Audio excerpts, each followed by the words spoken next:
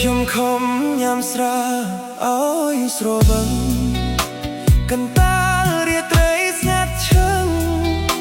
យប់នឹងខ្ញុំមានវិបត្តិសោកសៅអ្នកឯងចំបែងស្ទើរបែកប្រមាត់ញ៉ាំស្រាកន្តាលយប់ស្ងាត់បំបត្តិបំភ្លេចរូបអូនទុកចិត្តមិនបានប្រាញ់ញរំជួយមានស្នេហ៍ប្រែជា